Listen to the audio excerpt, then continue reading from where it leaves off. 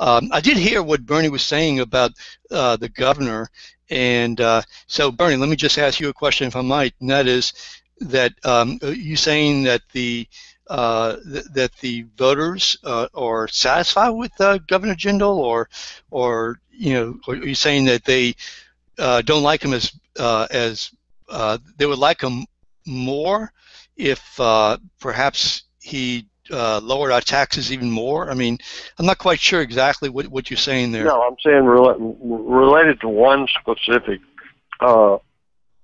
criticism by people who are probably correct technically on all the budget maneuvers he's constantly involved in, trying not to cut the budget any further. Fund swaps and all this stuff he does. There are a lot of people out there who are critical of him. There are a lot of people out there who are saying that he's going to leave the next governor with a deficit, and it's ad nauseum attacking him. Mm-hmm. And I'm not saying that Jindal's right. I'm saying for the average person out there, they do not pay a lot of attention to this. They pay a lot of attention to the budget process when Jindal has to cut $400, $500, $600, $700 million from higher ed and healthcare. But this technical jargon related to moving funds around, they really don't get into that, and they don't pay a lot of attention to it. Yeah, Jindal's the average voter. The average voter. Jindal's popularity, is now about 50-50. It was way down when he was really cutting a lot of money from the budget, and he was had to reduce the funding to the charity. And we ran a survey, and those tremendous cuts pushed his popularity down to 38. But since then, he hasn't had to make those huge cuts. And this year, he went out very early before the session and bragged about all the money he was giving back to higher ed and healthcare. You can argue that the money he gave them was the money that they should have been getting before anyway. Right. But as far as the public's concerned, he didn't make the big cuts, so his popularity is sort of stabilized. I'm not going to sit here and tell you he's popular. No, but the bleeding has stopped, huh, Bernie? I mean, the free fall has stopped. That's all. Steve Sabadowski with us, Bernie Pinsonat. Our talk line, 504-556-9696. Also going to be talking about some new poll results, but let's squeeze in some calls, gentlemen. Our friend Reverend Wallace is with us. Hey, Rev, how are you? Good morning. How you gentlemen doing? All right, Rev. Steve and Mr. Pence, how you doing, sir? I'm doing fine. Yourself? Thank you so much. Appreciate it. Look, I've been following you for a while with a lot of the elections and stuff you do. Still do a good job. You're fair. You speak your mind, and I don't have a problem with that. The problem I have is that the Republican Party should have knew that from the very beginning that this was going to be the biggest race, not only in the state, but I think in this country. This race with Landrieu and Cass is going to be looked at in a lot of ways by a lot of political people. And the Obamacare, sir, is falling off the scene as being majorly a topic that people are sort of going that way with. And we see a lot of stuff is being focused not towards the Secretary of State, the Veteran Affairs, which fall on her, Monica Lewinsky, and we see other things, and we see and so forth. Mr. Jindal, I've never looked at him as a governor of the state. This man has never sat in that office for 6 hours to do anything that would benefit this state. Everything he did in office benefited him and the people that he's associated with, and he's always had an ambition to run for president. He'll never be. He's not intelligent enough. They showed that when he came about and Obama and looked like something real stupid. What I want to say to you is, what do you think that the Republican, and you got this other guy with the alligator deal, he ain't even in the race. But this is all the type of stuff that Mary Landrieu needed, and Mr. Bollinger came out, and I think it's one of the greatest positions that this state since Mr. Bob Livingston was there. Mary Landrieu commanded a very good position, and as a chairman of that committee, I would think we would be just stupid to put somebody there that had no seniority, no credibility, that flipped off from being Republican, Democrat, even on the health care Obamacare. He was for it and he's against it. So what would you suggest to anybody else? What would you think would be the outcome? And I think the midterm elections are determining a lot about the Republican Party from the extremist side, that they're causing a lot of people that could possibly win the election because of what they stand for and what they're associated with. All right, Rev. Let's get Bernie's thoughts on all that. Appreciate the call. That's Reverend Wallace. Bernie? Well, as I said, Jindal has his supporters and detractors, and he's obviously one of the people that's not pleased with Jindal. The bottom line is that's what the polls show. He's pretty well split. Jindal is now looking at his next job. It doesn't mean that he doesn't care about Louisiana. One of the things he does happen to him is because he's involved in national politics. It causes a split here in Louisiana. The Democrats see him as spending more time looking at his next job, and everything he does is related to it. And Republicans still give him pretty good job approval, and they like the way he's reduced the size of government and all the other things Republicans like. So that's where Jindal is. The Republicans, this is a big election here in Louisiana. We will, as we move closer to that election, you'll see a lot of different interest groups spending money in the state. The Koch brothers have been spending money. Harry Reid's PAC has been spending money. Landrieu's on television running ads with Bollinger saying how wonderful she is. Right. But at the present time, her poll numbers are in the tank, and she's got to do a lot better to get. Where is she right now in the state, Bernie? What are the latest numbers? Well, her popularity, our job performance pretty well tracks where she's polling as far as how many people are voting for her. We had her at 41% last November. Now she's down to 36%, and her job performance, which used to be positive, is now negative. An interesting facet of this is as the president's popularity, and it's dropped. It's never been good, but it's dropped even more towards the negative, and so has Landrieu.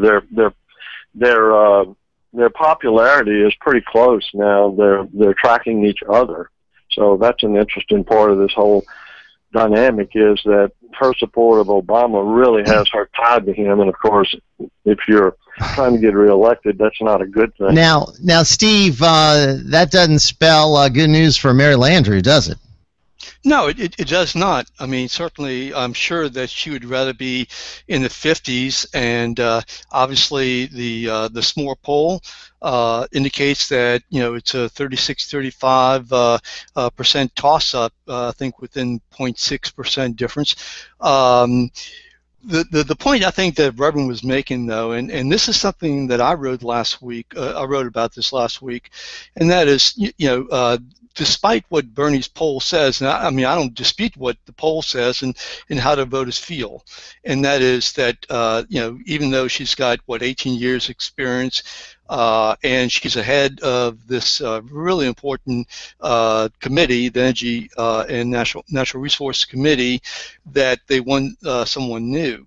And I mean that's really a profound statement, as far as I'm concerned. But what I hear is the Republican, especially the National Republican Party, the Senatorial Committee, saying, "Oh, well, this job, that position's not important," meaning the committee position is not that important. Well, I got to tell you, they're full of crap. Okay, that position is very important. Okay, and it would be very important whether or not, in terms of Louisiana, whether or not it was Mary Landrieu in that position, or Steve Scalise in that position, and so to downplay that position and say, well, it's no big deal, we're giving some away. Right. Think about it. I mean, just think about it. And this is not an endorsement of Landrieu. Okay, but like I said before on this program, that should since Vitter's running for governor, if Landrieu loses and now you have Cassidy who's winning, assuming there is a split in government and the Democrats still control the U.S. Senate, Well, I mean, where's that going to leave? I mean, really, where's that going to leave us in the Senate? It's going to leave us basically with, at the end of 2 years. Well, let me ask Bernie that very question, Steve, you bring up about that position. How do voters view that position of chairman of the Senate Energy Committee, Bernie? Well, I don't care if you're a Democrat or a Republican. If I would have asked, are you for term limits, and it may vary a little bit based on who represents them, and they may like them a lot. But whether seniority is not a big deal anymore. We talk about it a lot, and I agree with Steve. There are people in the business community that look upon that as something very important to them, especially if they have to do business in Washington. Having a senator or a congressman who's powerful on any committee is a big deal to them. But that doesn't go below them like it used to. We do not see that as the end all to have somebody who's very powerful in Washington. We may give them a break if they're our senator or our congressman, but if we had a vote in Louisiana, as we did on our state legislature, we have term limits. And if Louisiana had a vote on our congressmen and senators up there, I would be surprised if it wouldn't pass. So Steve is absolutely correct. If you go to Washington and you need big time help, the business community goes where the power is. But that really doesn't come down into the state, and the average voter understands the importance of it or doesn't care about it. That is that no question that Mary Landrieu is important to people like Boise Bollinger and Canizaro, and less important to, say, other people who are not in the shipbuilding or major real estate, etc. That's a given. However, I do believe that seniority, whether it's David Vitter seniority or Mary Landrieu seniority, and especially power of a committee, I believe that's very important if you have a situation like a hurricane. I think that we remember Katrina, and it was just a darn good thing, a really darn good thing, that we had at least some influence in the U.S. Senate at that particular time. It was a good thing, quite frankly, that we had David Vitter, to be able to deal with George Bush, because Mary Landrieu could not do that.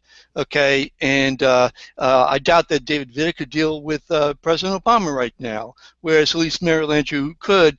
So I think that I don't care who is in office. I think we should look very seriously at. All right, what happened to us in terms of getting jobs and everything else.